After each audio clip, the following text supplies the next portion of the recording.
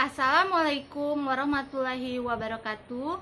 Perkenalkan, nama saya Kartina dengan NIM 860234451. Saya jurusan PGSD dari UPBJ Universitas Terbuka Palembang. Kali ini saya akan melakukan praktikum bagaimana proses terjadinya gerhana matahari. Tugas ini dilakukan untuk memenuhi tugas mata kuliah praktikum IPA di SD. Selamat menyaksikan.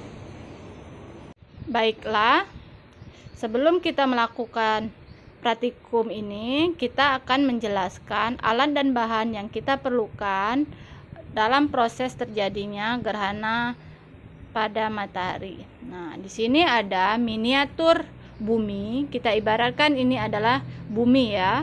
Kemudian ada bola pingpong sebagai bulan dan flash HP sebagai cahaya matahari. Bagaimana gerhana matahari itu terjadi?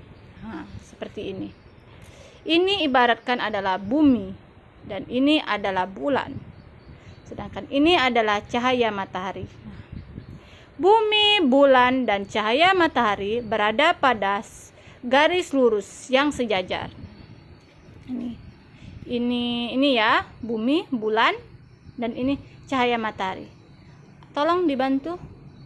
Nah, ini bulan, cahaya matahari. Bulan menutupi cahaya matahari yang menyinari bumi. Seperti ini. Nah, jadi bumi tidak mendapatkan cahaya dari matahari sehingga terjadinya gerhana matahari total. Karena bulan menutupi sepenuhnya cahaya matahari. Nah, ini namanya gerhana matahari total. Lalu selanjutnya ada gerhana matahari sebagian. Gerhana matahari sebagian, kalau tadi gerhana matahari penuh itu sejajar, lurus. Kalau gerhana matahari sebagian itu cahaya bulan tidak berada pada garis lurus, melainkan bergeser ke arah kiri ataupun ke arah kanan ya. Nah, ini bulan hanya menutup sebagian cahaya matahari. Jadi terjadinya gerhana matahari sebagian. Nah, sebagian ditutupi oleh bulan ya. Oke. Selanjutnya ada gerhana matahari cincin. Nah, gerhana matahari cincin itu terjadi karena bumi dan bulan berada pada posisi yang jauh.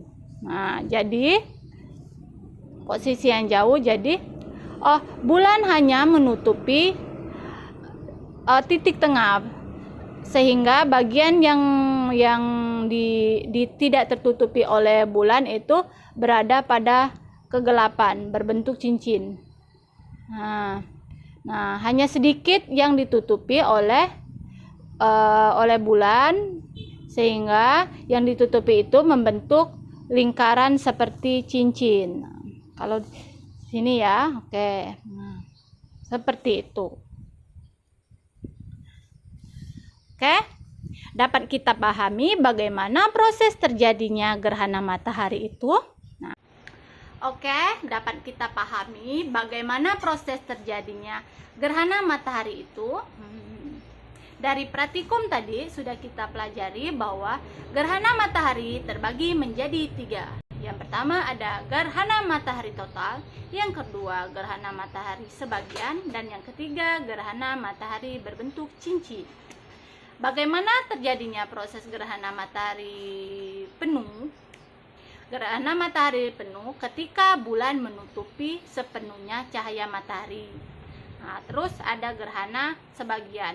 Bulan hanya menutupi sebagian cahaya matahari sehingga terjadi gerhana sebagian. Nah, yang sebagian itu menjadi gelap ya. Kalau yang gerhana matahari total tadi sepenuhnya gelap, yang ditutupi oleh bulan tadi sepenuhnya gelap. Nah, dan yang terakhir ada gerhana berbentuk cincin. Bagaimana proses terjadinya gerhana matahari berbentuk cincin? Nah, itu karena jarak antara bulan dan matahari itu berjauhan. Jadi, ketika bulan menutupi cahaya matahari, terlihat siluet saja yang berbentuk cincin. Nah, yang ditutupi itu berbentuk cincin, sementara yang di tengah-tengahnya tidak tertutupi oleh bulan. Mungkin seperti itu ya, dapat dipahami. Baiklah, itu saja yang dapat saya sampaikan pada praktikum IPA di SD mengenai gerhana matahari. Kurang dan lebihnya saya mohon maaf, kepada Allah saya mohon ampun. Wabillahi taufiq wal hidayah. Wassalamualaikum warahmatullahi wabarakatuh.